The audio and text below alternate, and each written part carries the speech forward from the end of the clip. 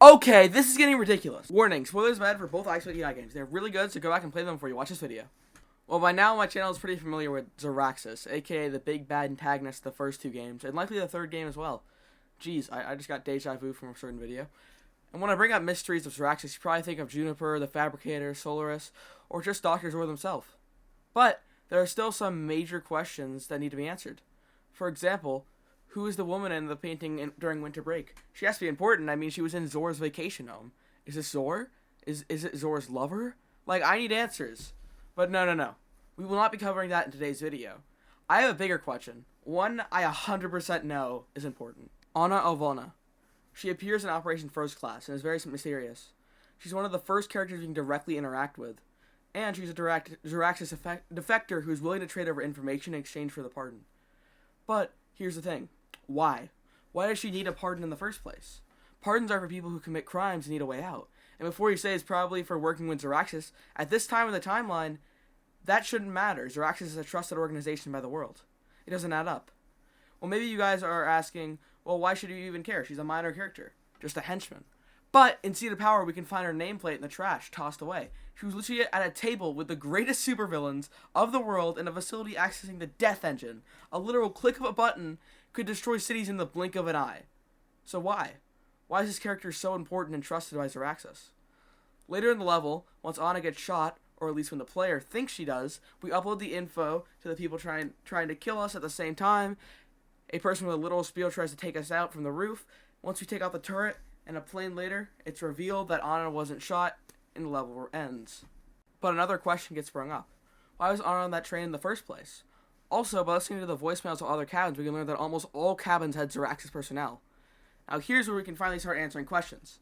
Anna knew something bad was going to happen. She knew that whatever was going to happen, she was going to go to jail for a long time. So what could have scared her so much that she needed the pardon that badly? This is in the first game. She shouldn't have known about the kidnapping world leader plans. Or would she? We know that the second game's plot was likely already being planned by Zeraxis in the first game. We know this by Juniper saying this in Jet Set. Sorry, Agent. This plan's been years in the making. I am not letting you off this plane. And you would imagine if she was at the Seat of Power table, well, she would be updated on Zor's plans. But here's the thing. Who said that Zor made that plan? Once again, Juniper saying, This plan's been years in the making. I am not letting you off this plane. Implies that Zor wasn't the only person who created it. I'm proposing that Anna Alvana was the person who originally came up with the concept for kidnapping the world leaders and taking over the nuclear codes. And not just that, she was going to be the one to do it. That train ride was heading to a world leader to kidnap them. From the second game's map, we can see that the Chancellor lived in an area where India was close by. Or even India.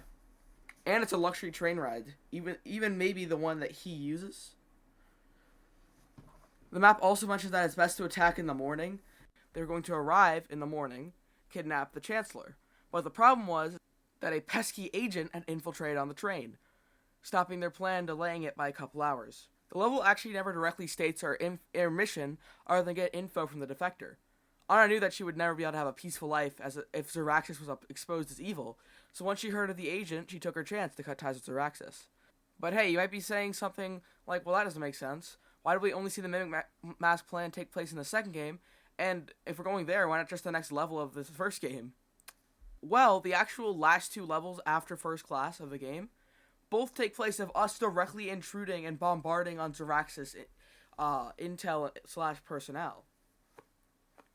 Which wouldn't really give them a chance if they were going to initiate the plan, if an agent was disrupting things with the actual facilities. Another thing you might be thinking is if they still had the Death Engine, then why need the nuclear codes?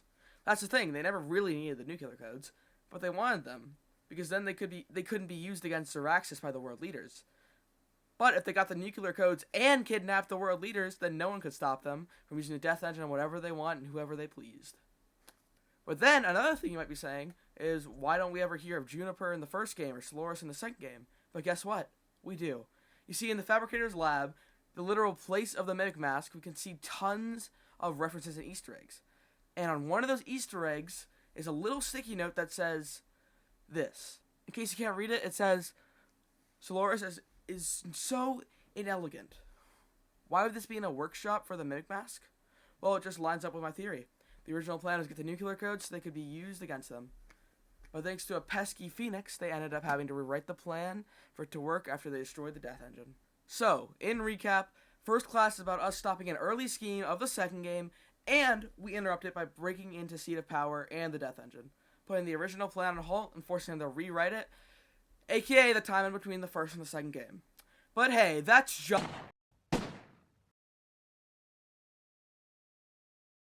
Yo guys, what's up? I hope you all enjoyed today's video. Also, I thought I'd promote this here so you guys can hear it. I make I Expect United shorts now, so I've made a few so far, so go check them out. Some are theories, some aren't. Anyways, enough with the promotion. What do you think of this theory? I think it might be my best yet. I feel like the editing was okay, but I think the actual theory works really well with the franchise, and I think unlike some of my other theories, it isn't very temporary because sadly, I kind of doubt we'll ever have this proven or disproven. Either way, I think it does explain some major parts of the timeline. Also, I want to thank you all for hitting 250 subscribers. Thank you, everybody who's watching. If you haven't subscribed, make sure to subscribe because I'll be posting more die theories. I already have my idea for the next one. Anyways, thank you all for watching. I will see you all in the next video, and I think you'll like the next theory. Bye.